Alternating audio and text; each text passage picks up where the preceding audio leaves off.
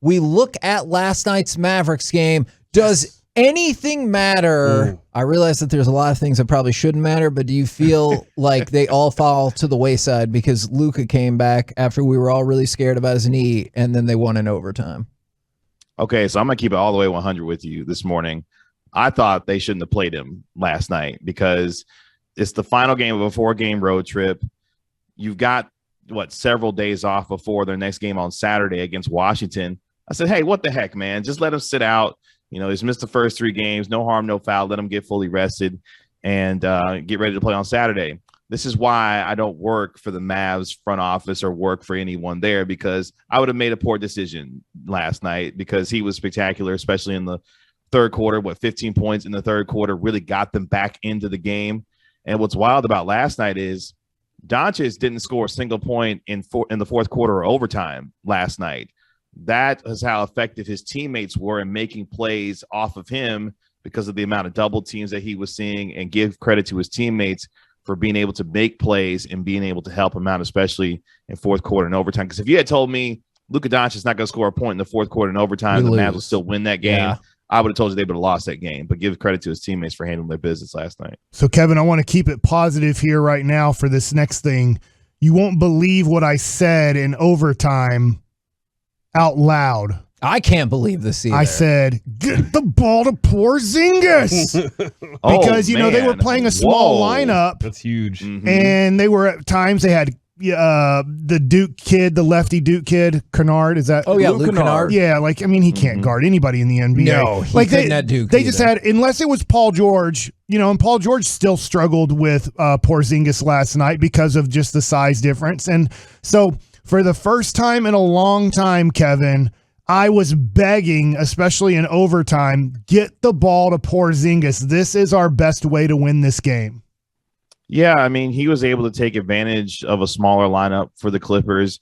And more importantly, and we've talked about this before with Porzingis, when Porzingis is at his best, he's moving without the basketball and continuing to stay active on the offensive end. And you saw time and time again, whether it was his activity on the offensive glass or moving without the basketball to make things happen at the rim.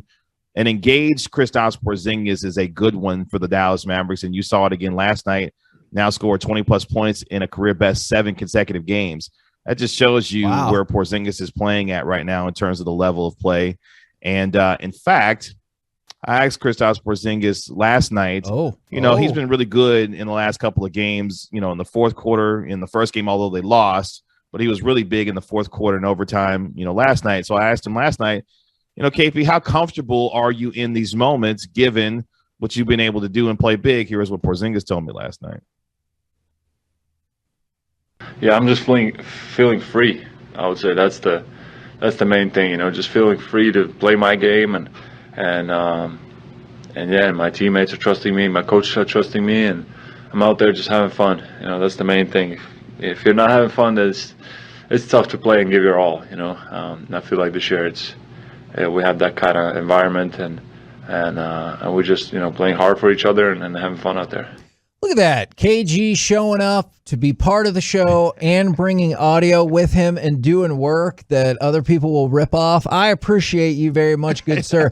Now, we don't want to get too far ahead of ourselves, but when you talk about career record for most consecutive 20-plus games, when you look at him being kind of like, at least for this game, one of your closer to beat a quality opponent, where could you guys see, not that this is a done deal or anything, but where could you see the Mavericks going with a returning Luka and with a healthy, motivated, happy KP? I'll let you go first, Kevin Gray.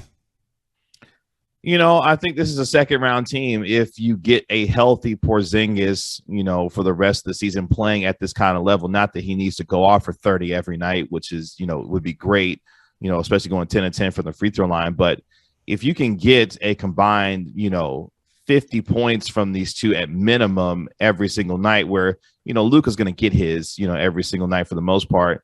If Porzingis can be that true number 2, I could see this team being a second-round team. But, again, they've got to get better shooting the basketball. Starting off this year, they have not shot the ball well from 3. Defensively, their defense has been getting better and then helped them last night, especially in overtime. But to me, this is a second-round team.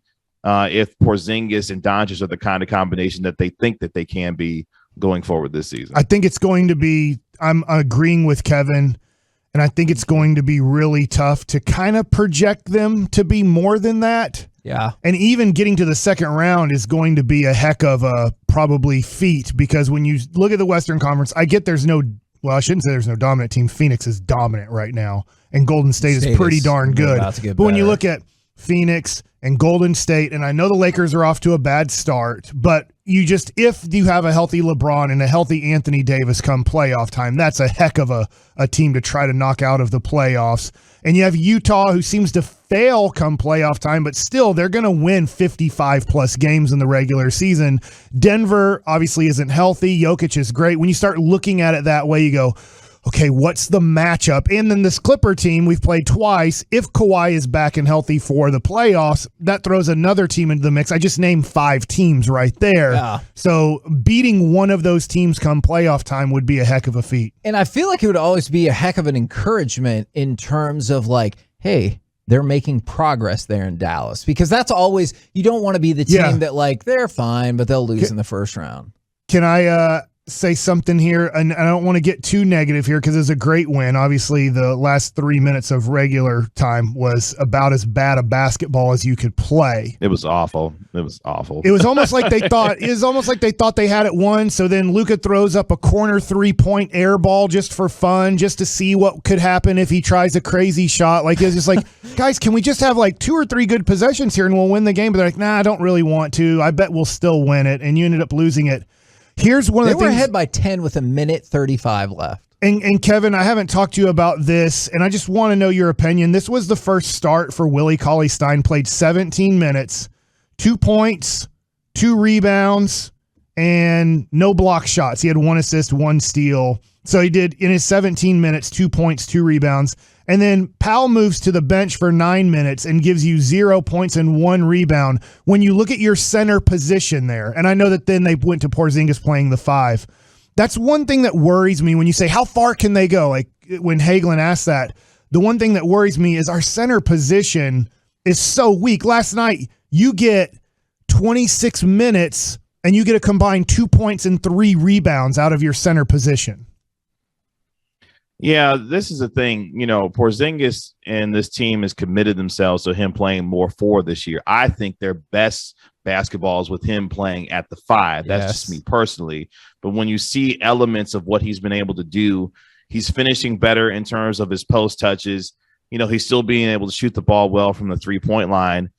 If they're going to commit to this, they're going to have to find, to me, a more serviceable center that can not only help them in terms of their offensive and defensive rebounding, but more importantly, defensively, be able to be the kind of anchor that they need so that they can allow Porzingis to play more 4, because Porzingis is a much better help defender than he is a straight up actual defender when it comes to playing in the 5 and playing, you know, on the defensive end. So if you're going to commit to, sorry, KG, why are they being so stubborn about that when like what you see on the court and the numbers seem to back up what you said about KP being a better fit at the 5?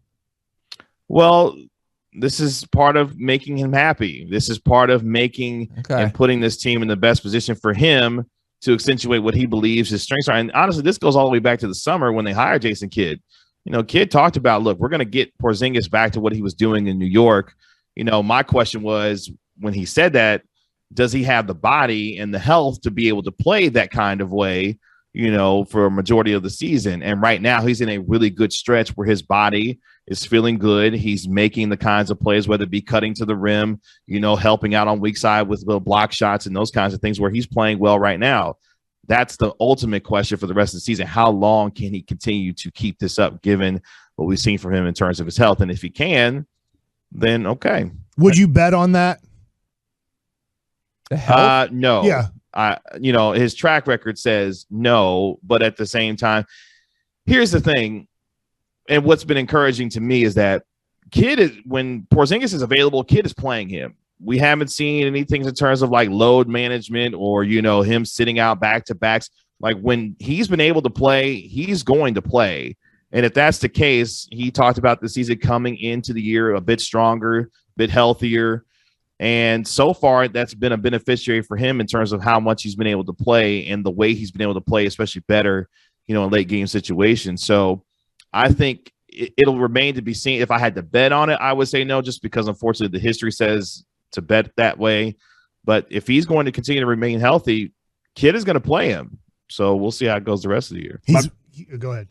My bad if y'all have kind of gone through this already, but is there an addition that can be made now that we know that KP is viable? Is there an addition that can make this team a better than first round I'll team? answer it first. It's going to be tough because there's not really expiring contracts on this team to trade. This has to be a team. And then you do have your first round pick to trade, which look, they're so bad at drafting. Like, I don't mind them. I hate saying that. I want them to be better at drafting, but because they're so bad at it, and I think Mark Cuban knows how bad he is at it and just doesn't concentrate on it and doesn't put a priority on it in the organization, I don't mind trading that pick, but I'll leave it at that. I think it's going to be tough because we don't really have the assets to get that third guy or the second guy that you would want. Gotcha.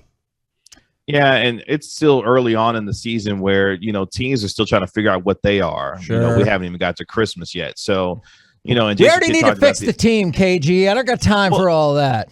Well, look, I mean, if this thing, because it sounds like they're going to continue to experiment. Yeah. Look, you saw, Willie Cauley-Stein in the lineup. Folks have been calling for Moses Brown, free Moses Brown. Look, Moses Brown not going to play right now. Like, everybody could chill out on the Moses Brown train for a little bit. It's fine. I'm kidding. And Kevin, I think you make a great point because even last night, a person on Twitter, because I said, look, he can't be worse. Moses Brown can't be worse than Cauley-Stein and Dwight Powell. He might be as bad, but you can't be worse. And one guy was like, look, man, he struggled.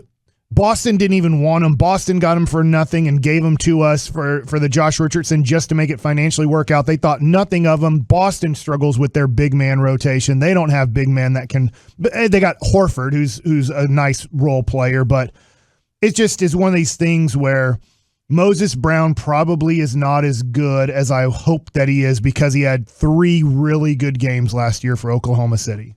Man, well. He's a raw prospect. I mean, you talked about with him in Oklahoma City, he played on a bad team that allowed him to play a bunch of minutes. So that's why I think folks got charged up about, what he could potentially do, but give him some time. He'll be okay. It's just right now he's not ready to be a part of the rotation as of yet, but give it some time though.